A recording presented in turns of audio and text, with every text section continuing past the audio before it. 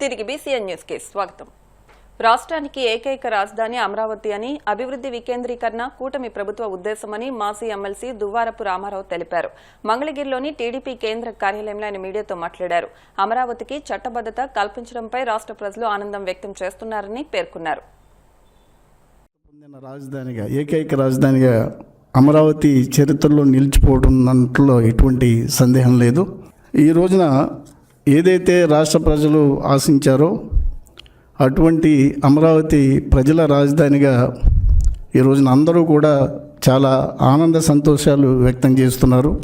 నిన్న ఎప్పుడైతే రాష్ట్రపతి ఆమోదం పొందిన తర్వాత గెజిట్ నోటిఫికేషన్ వచ్చిందో అమరావతి ఒక చరిత్రలో ఒక ఉన్నతమైన స్థానం పొందుతుంది అనటంలో ఎటువంటి సందేహం లేదు. 2014-19 ఏదైతే అప్పుడు కూటమి ప్రభుత్వం అధికారులు ఉన్నప్పుడు మాన్యశ్రీ ముఖ్యమంత్రి చంద్రబాబు గారు ఉన్న సమయంలో అమరావతిపై అసెంబ్లీలో డిస్కషన్ నడుస్తున్న సమయంలో అప్పుడు ప్రతిపక్ష నాయకుడు ఉన్న జగన్మోహన్ రెడ్డి గారు అమరావతి రాజధానిగా స్వాగతిస్తూ అప్పుడు కొద్ది భూమి అయితే సరిపోదు, సుమారుగా 30,000 ఎకరాలు ఆ రోజున రాజధానికి ఉండాలని చెప్పడం కానీ, లేకపోతే ఆ రోజున డిస్కషన్ని సపోర్ట్ చేయడం కానీ మనందరికీ తెలుసు.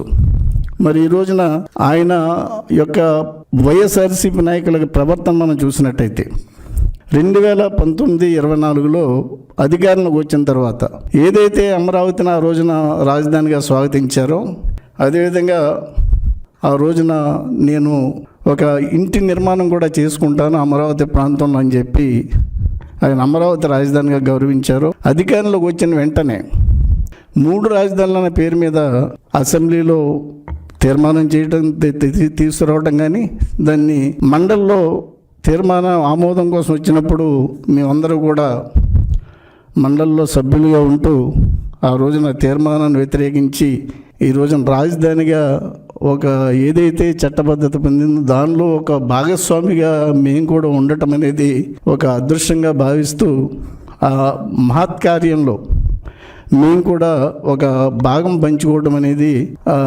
ఆనందకరమైన విషయం అని చెప్పి ఈ సందర్భంగా నేను తెలియజేస్తున్నాను. మరి అమరావతి సంబంధించి అనేక ప్రత్యేకతలు ఉన్నాయి రాజధానిగా.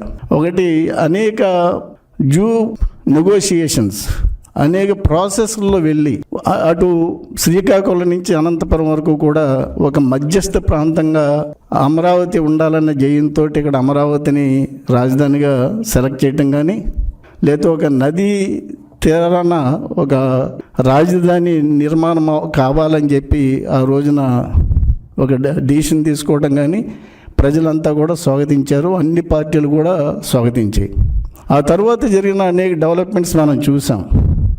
అమరావతి పైన అనేక నిందలు మోపారు నాయకులు. 19-24 మధ్యకాలంలో 14-19 మధ్యకాలంలో కూడా అమరావతి ఒక మునిగిపోయే నగరం అని చెప్పి, తర్వాత అక్కడంతా కూడా ఒక సామాజిక వర్గానికి సంబంధించిన వ్యక్తులే అక్కడ భూములు ఉన్నాయని చెప్పి, అదేవిధంగా అది ఎందుకు పనికిరాని శ్మశాన భూమి అని చెప్పి అనేక నిందలు మోపి అమరావతిని నాశనం చేసిన విషయాన్ని కూడా ఒకసారి మనం గుర్తు చేసుకున్నట్టయితే అప్పుడు పాలన ఎంత దుర్మార్గంగా సాగిందో మనం అంతా కూడా అర్థం చేసుకోవటానికి ఒక్కసారి ప్రజల దృష్టి తీసుకొస్తున్నాను.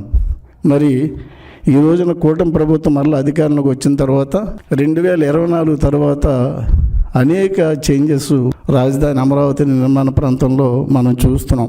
ఈ రోజున సుమారుగా 50,000 కోట్లతోటి పనులు స్టార్ట్ అయ్యి అనేక భవనాలు, ఆకాశ హర్మ్యాలు నిర్మాణం జరగటం ఈ రోజున ప్రజలంతా కూడా.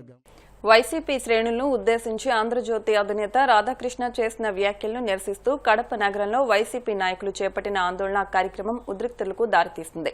నగరంలోని నాగరాజుపేటలో ఆంధ్రజ్యోతి కార్యాలయం వద్ద నిరసన తెలిపేందుకు వెళ్తున్న మాజీ డిప్యూటీ సీఎం అంజద్ బాషా, మాజీ మేయర్ సురేష్ బాబుతో సహా ఇతర పార్టీ నాయకులను పోలీసులు అడ్డుకున్నారు.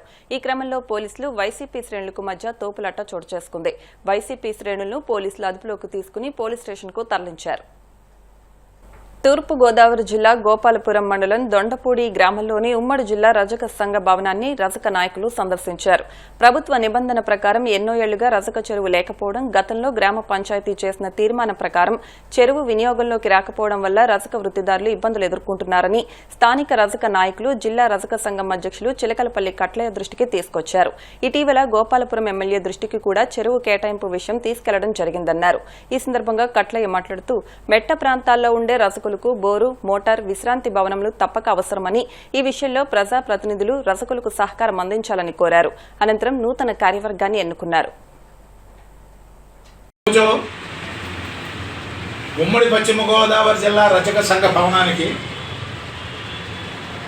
తూర్పు గోదావరి జిల్లా గోపాలపురం నియోజకవర్గం దొండపాడు అనే గ్రామం నుంచి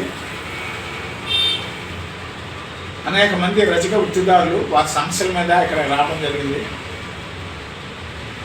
రాష్ట్ర ప్రభుత్వం రజకుల సంక్షేమం గురించి వారి వృత్తి సౌకర్యార్థం తప్పనిసరిగా ఒక చెరువును గ్రామ పంచాయతీల్లో కేటాయించవలసి ఉండగా సుమారు 40-50 ఏళ్ల క్రితం దొండపూడి గ్రామ పంచాయతీ పేరుకు ఒక చెరువును కేటాయించడం జరిగింది.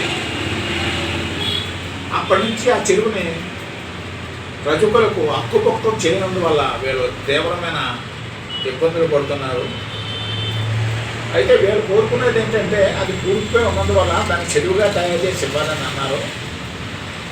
ఆ పని గ్రామ పంచాయతీ సుమారు 30 సంవత్సరాల నుంచి కూడా వీరు వృత్తి చేయడానికి అవకాశం లేక దగ్గరలో ఉండే గోదావరి వచ్చి అక్కడికి వెళ్ళి చేయవలసిన అవసరం ఏర్పడుతుంది.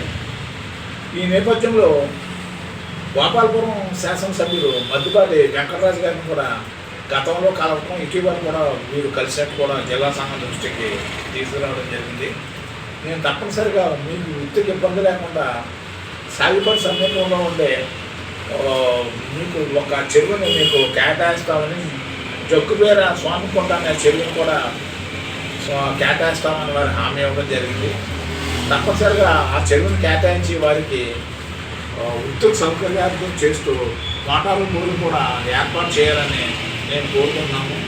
ఇదే విధంగా గతంలో కూడా నేను 2-3 నెలల క్రితం కూడా గౌరవ శాసనసభ్యులు గోపాలపురం వారిని కూడా నేను దేవరపల్లిలో మాట్లాడడం జరిగింది. దేవరపల్లి సంఘం వారి విషయంతో పాటు పలు గ్రామాలకు ఏ రకమైనటువంటి ఇబ్బందులు పడుతున్నారనేది కూడా వారికి చెప్పడం జరిగింది. తమ నియోజకవర్గంలో ఎవరికి ఏ విధమైన ఇబ్బంది లేకుండా నేను చేస్తానని గౌరవ శాసనసభ్యులు కూడా మాకు జిల్లా సంఘం నా దృష్టికి తీసుకురావడం జరిగింది. తప్పనిసరిగా శాసనసభ్యులు గోపాలపురం వారు ఈ దొండపూడి గ్రామంతో పాటు తమ నియోజకవర్గంలో ఉండే రజక వృత్తిదారులకు ఏ విధమైన ఇబ్బంది లేకుండా ట్యాంక్స్ అలాట్మెంట్ విషయంలో చేయాలని, అదేవిధంగా దేవరపల్లి గ్రామంలో కూడా రజకులకు గతం ఎంతో కాలంగా చేసుకున్న పేరం చెరువు బదులు ప్రత్యామ్నాయంగా ఇంకో చెరువును కూడా కేటాయించి వీళ్ళకి ఇబ్బంది లేకుండా చేస్తున్నారు. ఆ విషయంలో అదేవిధంగా కౌలూరు విషయంలో ఇతరత్ర ఏ గ్రామంలో అయితే ఈ రకమైన ఇబ్బందులు పడుతున్నారో వాళ్ళకి తప్పనిసరిగా మా దొండపూడి గ్రామం గోపాలపురం మండలం తూర్పుగోదావరి జిల్లా.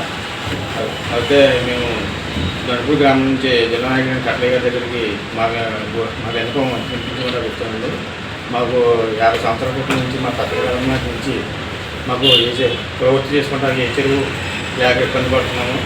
దాని గురించి గత 50 సంవత్సరాలు బట్టి ఊళ్ళో ఉన్న రాజకీయ నాయకులందరికీ పెద్దలకి వినిపించుకుంటున్నాం. అయినా మా ప్రయోజనం లేదు. కావున ఇటీవల మా గోపాలపురం నియోజకవర్గం ఎమ్మెల్యే గారు మా యొక్క విన్నపంను స్పందించి మీకు వార్తలు ముగించే ముందు ముఖ్యాంశాలు మరొకసారి.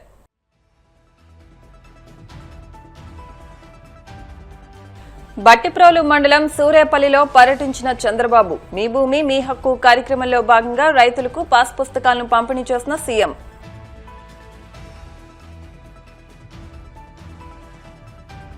ఆకవీడు పెదపీట రామాలయం నిర్మాణానికి సోమవారం అడ్వాన్స్ ఇస్తామన్న త్రిబులార్ శిల్పకళా నిపుణులతో 3-4 నెలల్లో నిర్మాణాన్ని పూర్తి చేస్తామని వెల్లడి. దోచుకో పంచుకో తినుకో సిద్ధాంతంతో కూటమి ప్రభుత్వం పనిచేస్తోందన్న జగన్. 2 ఏళ్లలో చంద్రబాబు 3.52 లక్షల కోట్ల అప్పు చేశారని ఆరోపణ. అమరావతికి చట్టబద్ధత కల్పించడంపై రాష్ట్ర ప్రజలు ఆనందం వ్యక్తం చేస్తున్నారన్న మాజీ ఎమ్మెల్సీ రామారావు. అభివృద్ధి వికేంద్రీకరణ కూటమి ప్రభుత్వ ఉద్దేశమని స్పష్టం.